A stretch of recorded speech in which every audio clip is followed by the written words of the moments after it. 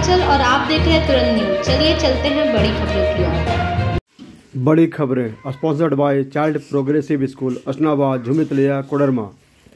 Abu Dhabi में उत्तर प्रदेश के बांदा की महिला शहजादी खान को 15 फरवरी को फांसी दी गई। शहजादी पर 4 महीने के बच्चे की हत्या का आरोप था। वह 2 साल से दुबई की जेल में बंद थी। कोर्ट ने 4 महीने पहले उसे फांसी देने की सजा सुनाई थी। अबू धाबी में भारतीय दूतावास को 28 फरवरी 2025 को अबू धाबी सरकार से इसकी सूचना मिली थी। विदेश मंत्रालय ने आज यानी कि 3 मार्च को इसकी जानकारी दिल्ली हाई कोर्ट को दी। विदेश मंत्रालय ने कोर्ट को बताया कि शहजादी का अंतिम संस्कार 5 मार्च को होगा। मंत्रालय और अबू धाबी स्थित भारतीय दूतावास अंतिम संस्कार के लिए शहजादी परिवार की अबू धाबी जाने में मदद करेगा।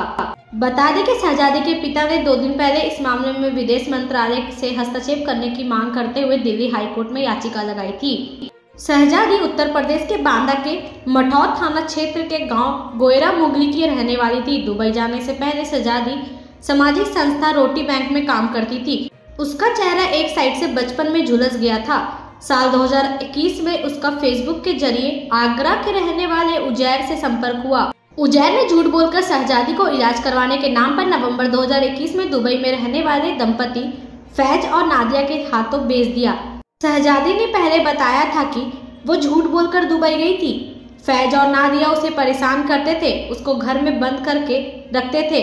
फैज और नादिया का एक 4 महीने का बेटा था जो काफी बीमार रहता था। इसी बीच उसकी मौत हो गई, जिसका इल्जाम फैज और नादिया ने शहजादी पर लगा दिया। झारखंड विधानसभा में सोमवार को पेश वित्तीय वर्ष 2025-26 के राज्य बजट को सीएम हेमंत सोरेन सत्ता पक्ष के नेताओं ने संतुलित दूरदर्शी बताया है, जबकि विपक्ष ने इसे घिसा पिटा उबाऊ दस्तावेज करार दिया। सीएम सोरेन ने विधानसभा परिसर में मीडिया से बात करते हुए कहा कि हमारी सरकार किसी के ऊपर बोझ डाले बगैर बेहतरीन आर्थिक प्रबंधन कर रही है।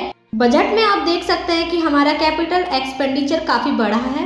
सोशल सेक्टर में सरकार 60 से 62 हजार करोड़ रुपए खर्च कर रही है। यह सबको जोड़ने वाला बजट है। जो लोग छूटेंगे उन्हें कैसे जोड़ा जाए, इस पर आने वाले दिनों में काम किया जाएगा।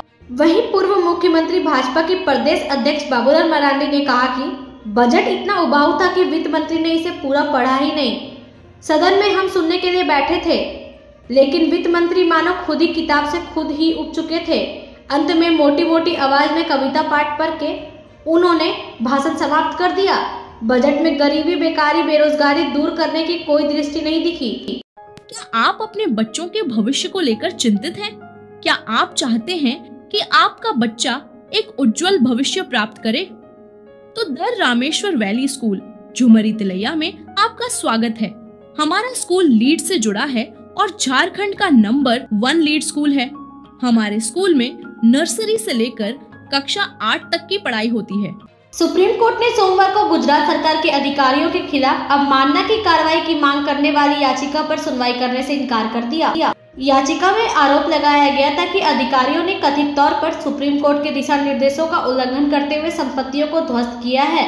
जस्टिस BR गवई और जस्टिस ऑगस्टिन जॉर्ज की बेंच ने याचिकाकर्ता को हाईकोर्ट जाने की सलाह दी है। बेंच ने कहा, आप हाईकोर्ट क्यों नहीं जाते? हर मामले में हमारे लिए यहाँ से निगरानी मुश्किल होगा। वहीं याचिकाकर्ता के वकील ने कहा कि जिन घरों को ध्वस्त किया गया है वे निजी भूमि पर थे। इस पर बेंच ने कहा, हम इस याचिका पर सुनवाई नहीं करना चाहते हैं। बता दें कि सुप्रीम कोर्ट उस याचिका पर सुनवाई कर रही थी जिसमें शीर्ष कोर्ट के 13 नवंबर 2024 के दिशा निर्देशों के कथित उल्लंघन के लिए राज्य सरकार के अधिकारियों के खिलाफ अवमानना की कार्रवाई की मांग की गई थी। शीर्ष कोर्ट ने निर्देश दिया था कि बिना पूर्व नोटिस और 15 दिन का समय दिए बिना किसी भी संपत्ति को ध्वस्त नहीं किया जा सकता है। पीएम मोदी ने चीता संरक्षण योजना को मध्य प्रदेश में गांधी सागर अभयारण्य और गुजरात में बन्नी घास के मैदानों सहित अन्य क्षेत्रों में विस्तारित करने और डॉल्फिन और एशियाई शेरों के संरक्षण में प्रयास करने का ऐलान किया है। पीएम ने एशियाई शेरों की गणना इस वर्ष कराने की घोषणा की है। मोदी ने जूनागढ़ में वन्य जीवों के लिए एक राष्ट्रीय रेफरल केंद्र की आधारशिला भी रखी है। पीएम गुरुवार को गुजरात के सासन गिर राष्ट्रीय उद्यान का दौरा करने के बाद यहां national board for wild life की 7वीं बैठक में शामिल हुए। NBFWB की इस बैठक में वन्यजीव संरक्षण में सरकार की ओर से की गई विभिन्न पहलों की समीक्षा की। बैठक में नए संरक्षित क्षेत्रों के निर्माण और प्रोजेक्ट टाइगर, प्रोजेक्ट एलिफेंट जैसे प्रजाति विशिष्ट प्रमुख कार्यक्रमों की उपलब्धियों पर प्रकाश डाला गया है और सभी कक्षाएं स्मार्ट क्लास हैं। हमारे स्कूल में कई सुविधाएं हैं जिनमें बड़ा एसी ऑडिटोरियम, सीसीटीवी कवरेज, स्वच्छ पेयजल, परिवहन और बहुत कुछ शामिल है। हमारे स्कूल में एक आधुनिक डिजिटल लाइब्रेरी भी है जहां छात्रों को पढ़ाई के लिए सभी सुविधाएं मिलती हैं। कांग्रेस पार्टी के वरिष्ठ नेता और महाराष्ट्र के पूर्व गृह मंत्री अनिल देशमुख ने सोमवार को कहा कि राज्य में केंद्रीय मंत्री की बेटी सुरक्षित नहीं है तो आम लोगों की सुरक्षा की बात कैसे की जा सकती है। अनिल देशमुख ने मीडिया से बातचीत के दौरान कहा कि महाराष्ट्र में कानून व्यवस्था की स्थिति खराब है। केंद्रीय मंत्री की बेटी के साथ छेड़छाड़ होती है, छेड़छाड़ होने के बाद शिकायत की जाती है, फिर भी कार्रवाई नहीं होती। जब कार्रवाई नहीं हुई तो खुद केंद्रीय मंत्री रक्षा खड़से बेटी के साथ थाने गई। उन्होंने वहां जाकर पूछा कि शिकायत करने के बाद कार्रवाई क्यों नहीं की गई। यह हालत केंद्रीय मंत्री की है तो आम लोगों की क्या हालत होगी।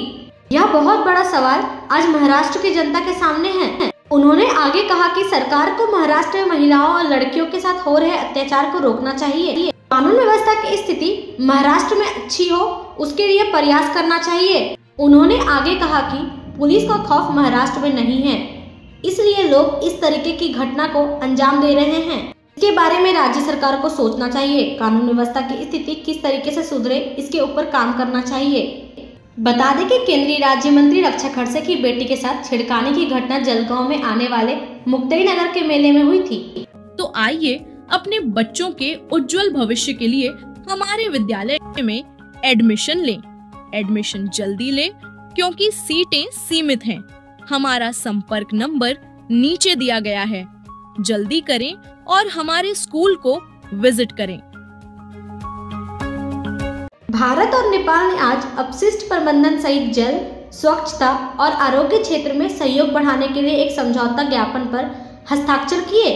यह समझौता यहां सुषमा स्वराज भवन में भारत सरकार के केंद्रीय जल शक्ति मंत्री CR पाटिल और नेपाल सरकार के जल आपूर्ति मंत्री प्रदीप यादव की उपस्थिति में हुआ। समझौते का उद्देश्य दोनों देशों के बीच सहयोग को बढ़ावा देना और आरोग्य क्षेत्र में अंतर सरकारी सहयोग को मजबूत करना है, जिससे उनकी आबादी के लिए स्वच्छ पेयजल और स्वच्छता तक बेहतर पहुंच सुनिश्चित हो सके। व्यापक समझौता ज्ञापन में कई प्रमुख क्षेत्रों को शामिल करते हुए एक सहयोगात्मक रूपरेखा तय की गई। इसमें क्षमता निर्माण के तहत जल संसाधन प्रबंधन और संबंधित क्षेत्रों में नेपाली कर्मियों के लिए प्रशिक्षण कार्यक्रम और प्रौद्योगिकी और ज्ञान हस्तांतरण के तहत भारत और नेपाल के बीच आरोग्य क्षेत्र में तकनीकी विशेषज्ञता और सर्वोत्तम प्रथाओं को साझा करना है। इसके अलावा भूजल प्रबंधन के तहत गुणवत्ता सुधार और वर्षा जल संचयन सहित भूजल संसाधनों की निगरानी, मूल्यांकन और प्रबंधन में संयुक्त प्रयास साझा करना है। अभी के लिए इतना ही, फिर मिलेंगे बड़ी खबरों के साथ। तब तक के लिए